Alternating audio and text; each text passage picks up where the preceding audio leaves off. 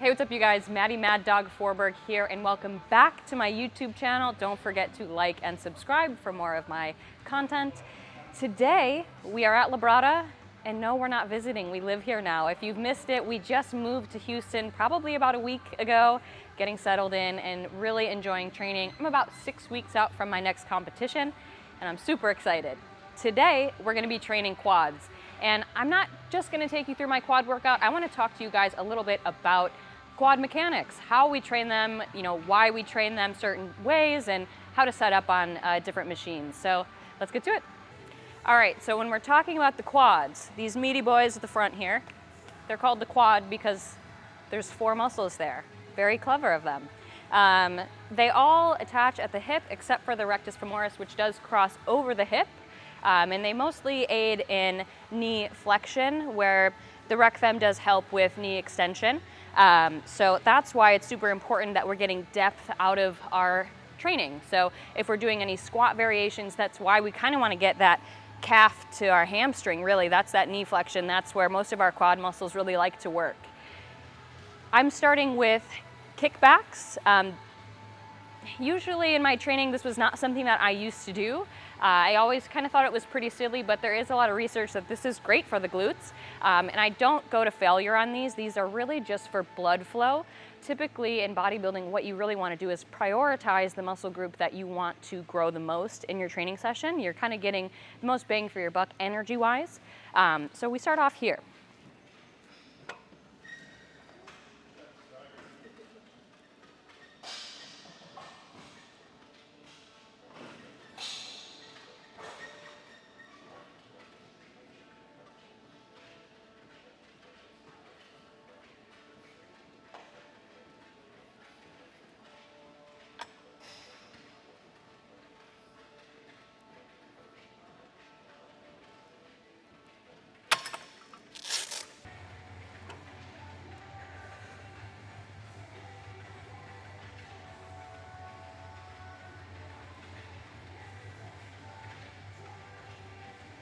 So with this exercise, because we're just kind of going for blood flow, it's also really important that we're keeping our hips kind of stationary, or else we can get a little bit more low back work in here, keeping our core tight.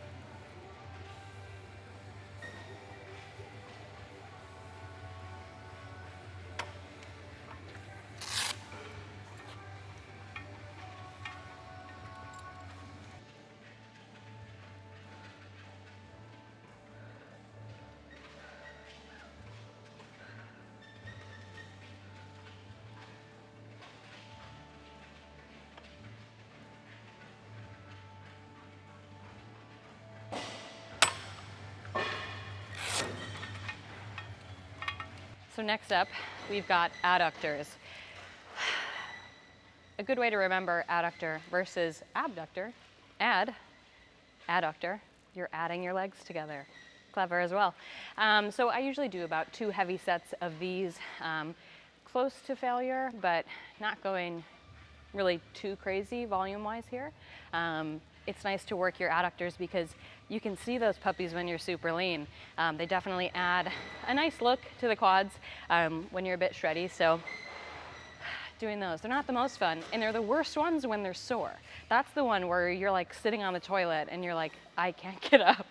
So I kind of hate this day. For my quad sessions, these are the ones that scare me the most because they're super important to my physique. Our feedback really was just to grow. So I competed last fall and I won the overall for the first one. I got 5th at my first national one. And really the feedback was to just grow, but most importantly, really growing my glutes and my quads. So I have to give a bit more on these training sessions.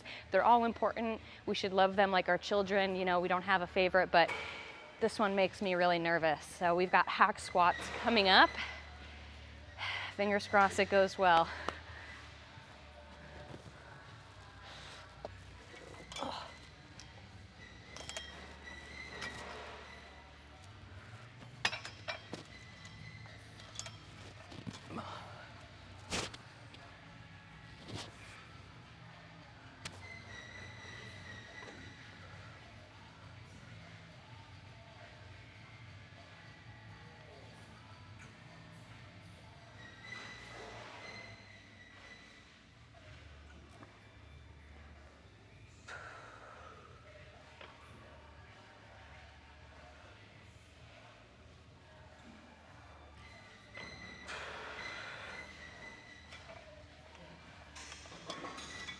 probably one of the more inappropriate stances that I'll be talking to you guys in, but I've had to let a lot of my pride go, because as a sport right now, I'm competing in my underwear on stage, so there's not really much I can do. Anyway, so if you've been following along, I was going to be prepping for a show in May. This past weekend I would have been competing, but because of the move, we pushed everything back. So I'm going to be competing the second weekend in June in Chattanooga.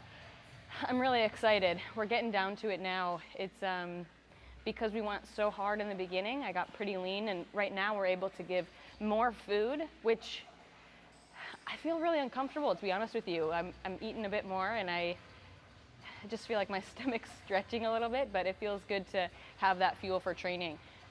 Typically around my quad sessions, we eat a bit more. So it's kind of bittersweet, right? Like, this is the day of training that I'm the most nervous about, but it's the one I get fed the most, so.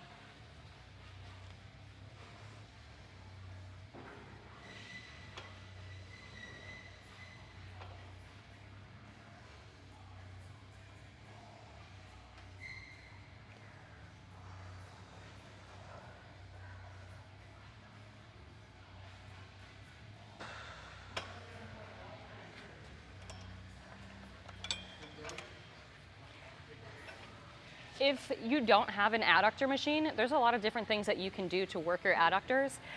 You can use a cable machine, which that can be a little bit awkward if you're not very stable. So that's something that I definitely like to have clients hold on to something to be able to build that stability if they're using the cable machine. Otherwise, lots of wide stance movements, people really believe that that's getting my glutes, like sumo glutes, blah, blah, blah. Wide stance is really gonna be your adductors. So if you don't have an adductor machine and you don't have the ability to work on a cable stack, you could definitely do some wide stance goblet squats, or even, just wide stance. Lots of things will work the adductors the most. Yeah.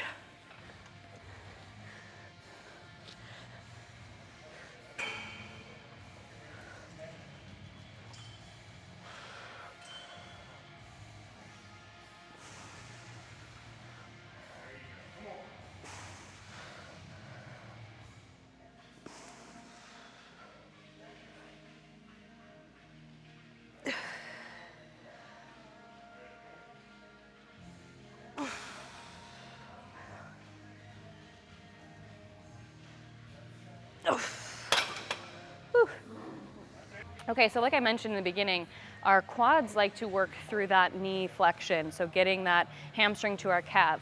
A lot of that's going to be squat variations, whether you use a barbell, hack squat, pendulum squat is really, really great for that. Barbell squatting is really awesome for that quad development. Normally, I would have that in my training, but from years and years of powerlifting, when I switched over to bodybuilding, it was really important to me to take an actual break from barbell movements. So in the beginning, I had no squats, bench, or deadlift in my training, and then we added in some straight leg deadlifts, some sumo deadlifts later on, but I honestly haven't barbell squatted in about maybe a year. And that's quite all right for me, because we found some ways to work that in, but watching my friends training here, they go crazy on that Smith machine. And it's kind of given me the itch to start barbell squatting again. So I'm looking forward to having that maybe in my off season. But again, so that knee flexion is really what we're going for here.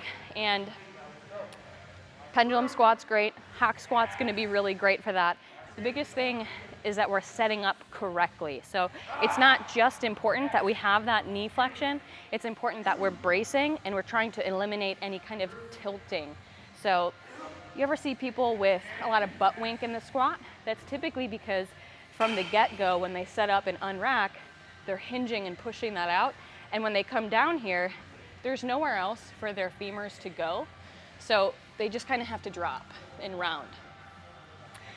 A lot of people might feel some pinching here as well when they're doing any type of squatting or even leg press. I'm somebody that used to feel that pinching a lot, and that happens. One of the biggest reasons is because you've got your femur here, it's in the socket, it's trying to move around, but when you've pushed far this way with your hips and you're tilting, it's moving this way, it's got nowhere else to go, so it's just gonna pinch. And that's why it's really important that we're bracing and we're trying to eliminate any of that anterior or posterior pelvic tilt. On the hack squat, you see a lot of people doing that when they're trying to push really hard. I've definitely been a culprit of that because my glutes and my low back want to take that mechanical advantage. So it's just that cueing that you have to keep thinking about in order to really put that emphasis on here. Because if you continue with that anterior pelvic tilt, you're taking the emphasis off your quads already. It's going into your adductors, your glutes, your low back, hamstrings. So keep that in mind when you're setting up for your training. Oh.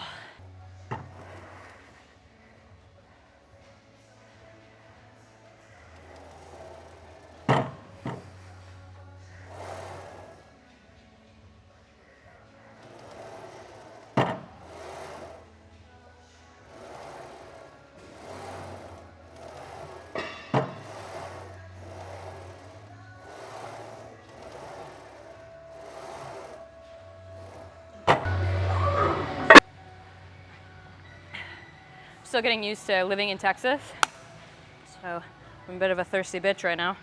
And if you see my face melting off, I haven't figured out the makeup and Houston thing either, but it's a judgment-free zone, okay?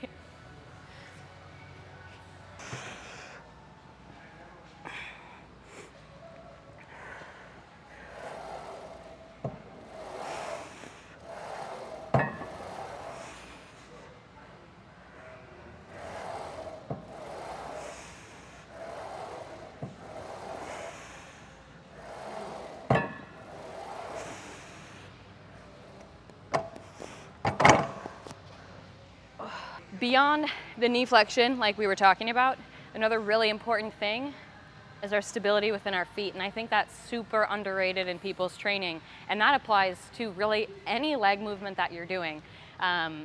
Whether it's actual barbell squatting, hack squatting, leg press, when we have our feet on a platform, we want to create stability throughout. And so that's 3 points of contact. We're talking about our big toe, our little toe, and our heel. We want to keep contact with the ground throughout that base the entire time. Even if you're having heels elevated or whatever, a lot of the time you see people kind of end up on their toes a bit forward on the hack squat.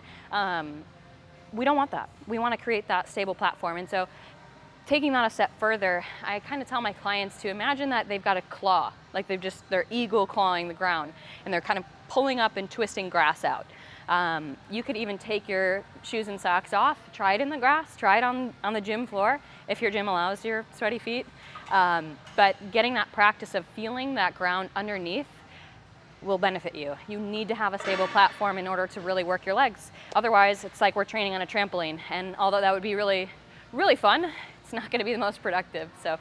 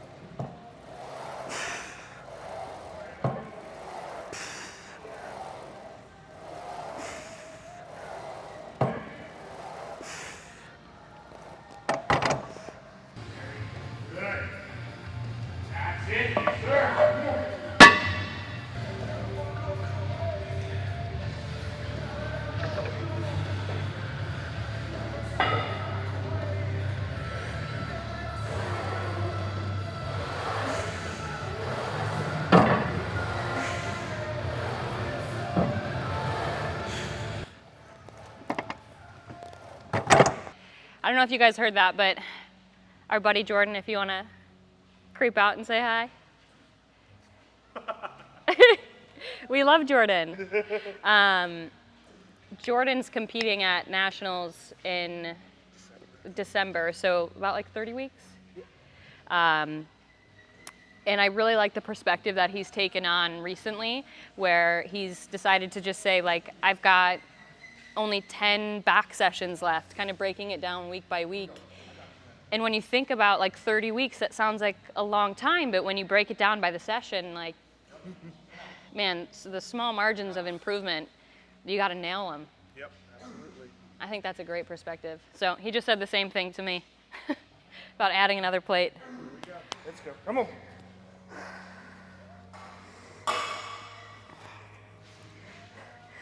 Be fucking with us.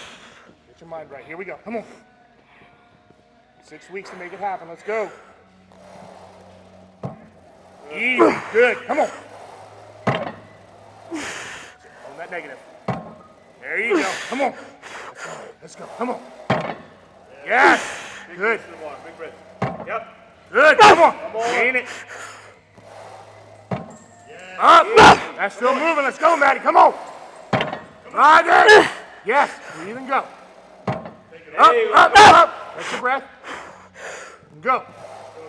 Drive. Come on. That's you. Come on. Give me another. You got one more in you. Come on. I'm with you. Let's go. Come on.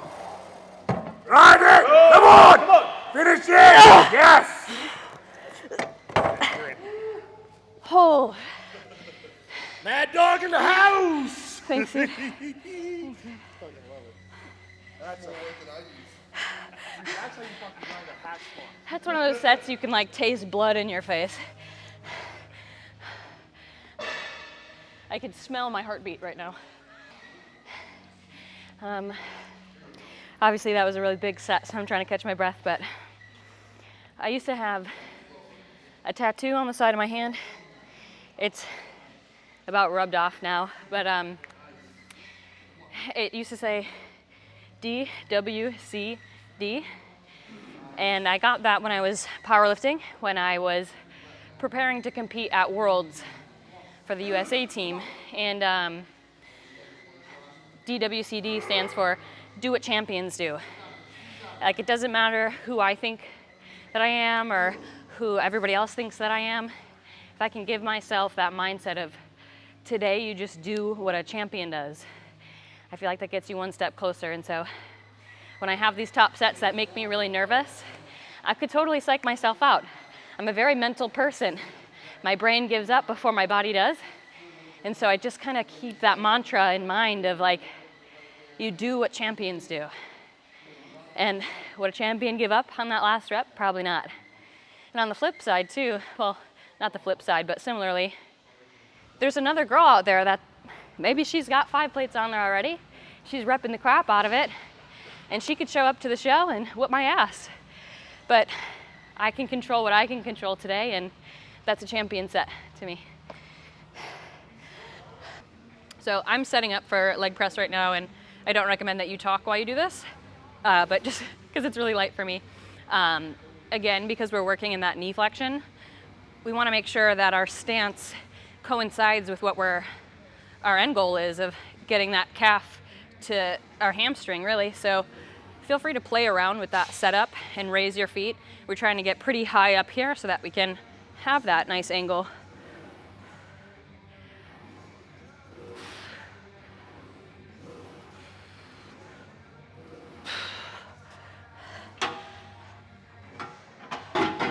I am not gonna be able to walk after this. Okay, we're gonna pretend that my hair looks great and that my makeup looks great and my fake tan looks great, because I don't know what it looks like right now. It's probably a mess. So that's like, if there's one thing about me, if I put fake tan on, it's gonna look terrible. So we're working with what we got. Anyway, we're on the leg press right now. We just finished with the hack squat. In our training right now, again, my coach is Liv Roth. She's amazing, and this training style is fairly new to me in the concept of time of how long I've been training for. I had been powerlifting for about 6 years. I took a break, started bodybuilding, and my training has been the same pretty much for the last year. Same exercises, same volume, all that kind of stuff. We just kind of push the intensity. A couple things have changed in accordance to what the judges want to see from me, and I'm also struggling with some hamstring issues. But for the most part, a lot of my sessions are the same. So we've got 2 really big sets of our working sets, our top sets for most of our movements. And that's what we're doing. So on the leg press, like I said, we want to have our feet a little bit higher to create that greater degree of knee flexion. Again, hammies to calves, gonna make them real nice friends.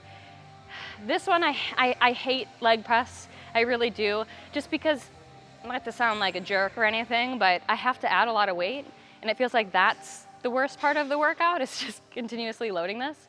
So yeah, we've got ages to go warming up on this thing. But anyway, it's still a good one. Like we were talking about the squat mechanics, to have big quads, we need to have that, and leg press is great. Let's get to it.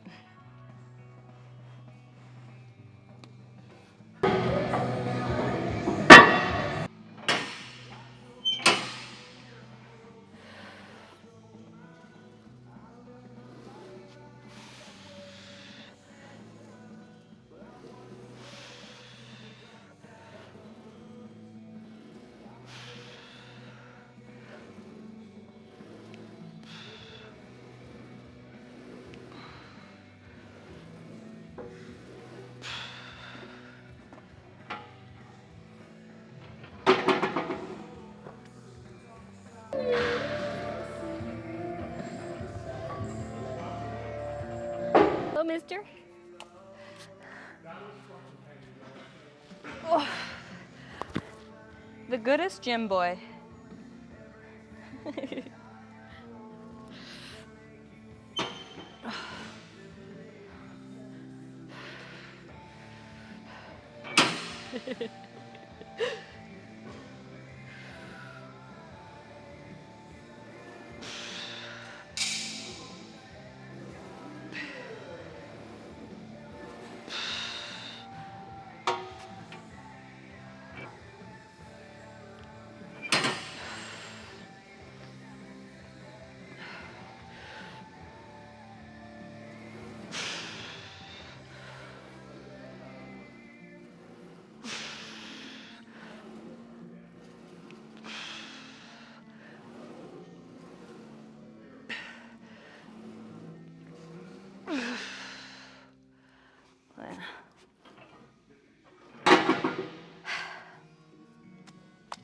Wow, this is an oldie. Do the thing.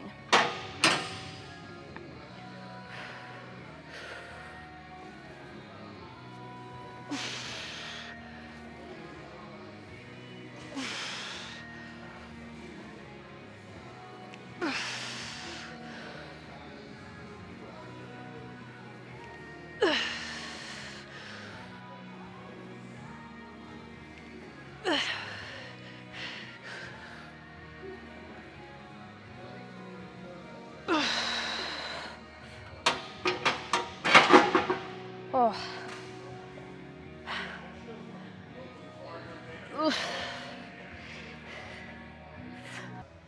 All right, guys, you have seen some of the crew. The reason that we moved here is because we have such a solid group of people around us. There's truly nothing like this environment. I feel like a lot of people talk about how cool their gym is and stuff, but we're like actually friends. Like we actually care about people. And a wonderful thing about having this group of people is that every one of us here does something a little bit different, and Ryan is the glue that holds our bodies together, literally.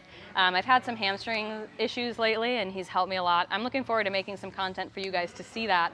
But I just wanted you guys to meet Ryan. Yeah, what's up, guys? So, yeah, like Maddy was saying, you know, I work on a lot of athletes, kind of, you know, help prevent injury and also intervene if there is something going on.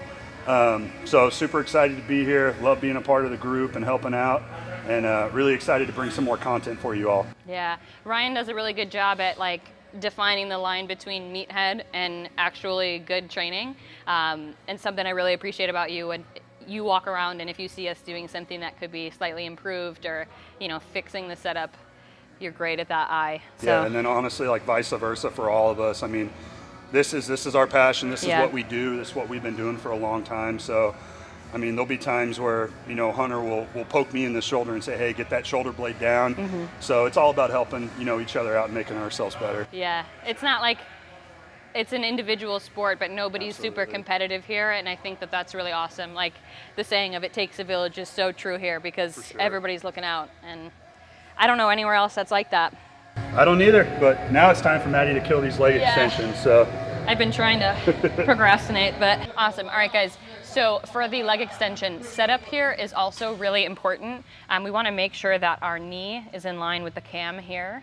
Additionally, we don't want to be too far back or too far forward, because like we talked about, the rec fem does cross the hip. And so if we're way far back here or too far here, we're really limiting that potential to work. So I also like to use a seatbelt here. I think Hunter bought this on Amazon. I like it because my legs are pretty strong, my glutes are pretty strong, and they'll try to kick in before my quads struggle. So keeping them down so that I don't shoot up or out that way, I feel like that adds a lot to my sets.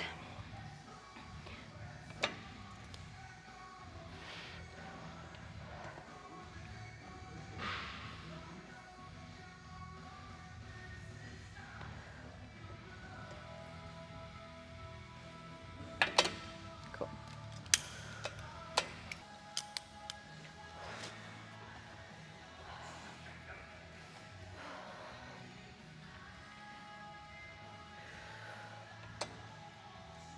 Let's go, Maddy.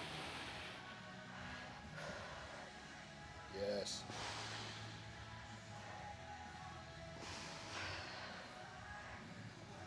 Let's go, dude. Come on. Stay strong. Good. Come on. Let's go. Go, Maddy, come on. Good. Let's go.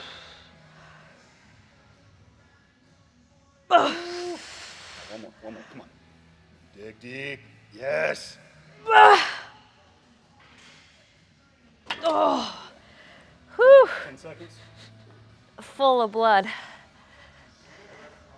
Yeah. 8 seconds. 5, 4, 3, 2, 1. Let's go, dude. Come on. Come on. Let me help you at the top. Come on, Maddy. I am barely helping you. Yes. Come on. There it is. One more. Come on, that's for center stage, right? Good shot, dude. Whew. Money. Thanks, dude. Oh, wow. If my quads don't grow after today, I don't know what will. Okay.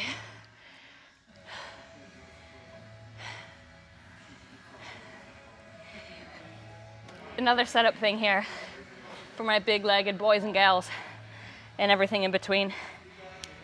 We want everything to be in line. Like we talked about, we want things to line up with the cam here, but also our movement, we want that to be in line as well. So if you're somebody that has big adductors or big legs and you're like kind of hanging off to the side here, do it single leg.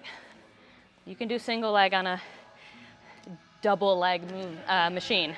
So I can't do this weight, single leg, or else I'd show you, but if your adductors, your legs are too big to have a good path this way, just drop it down to single leg. Whew, holy smokes.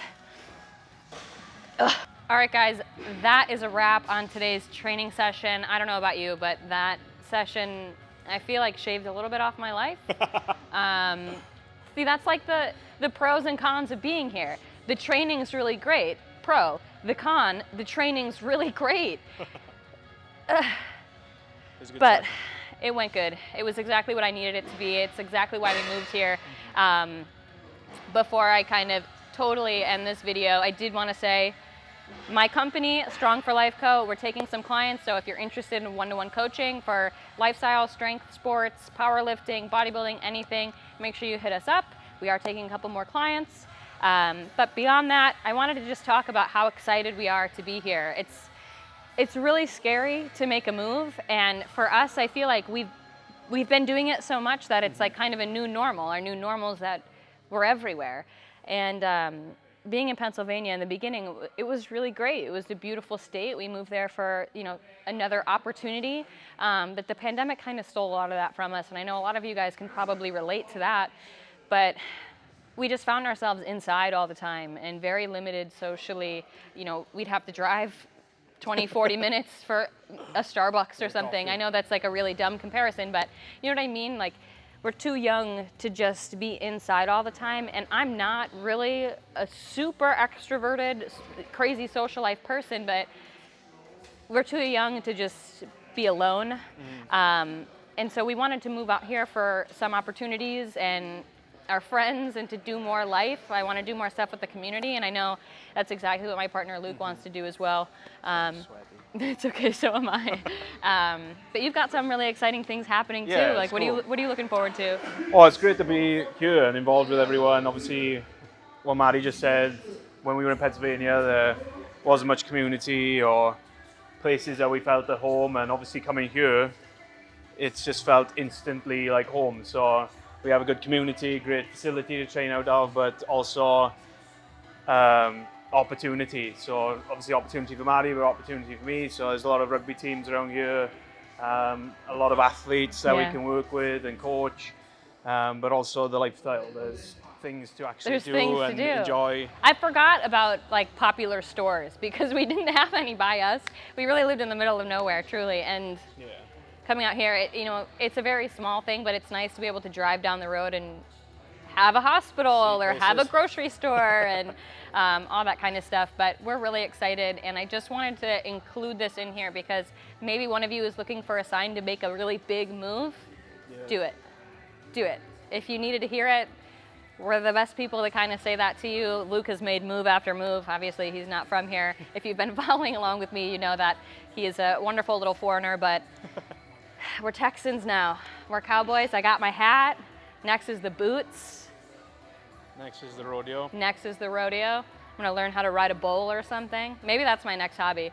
That's life after bodybuilding for me. Bull riding. Bull riding. I don't know. All right, guys, I hope you enjoyed this training session. I hope you learned a little bit, but I hope you had some fun watching along. Again, I'm competing in a couple of weeks. We got 6 weeks to go. I'm pumped. I'll keep you guys updated with how everything is going. I'm looking forward to making more YouTube content, but again, follow along on my Instagram, Maddy Forberg, Lukey Lou. Lukey Lou 2. Couldn't get Lukey Lou number 1. But thanks again for watching. Don't forget to like and subscribe, and we'll see you guys next time.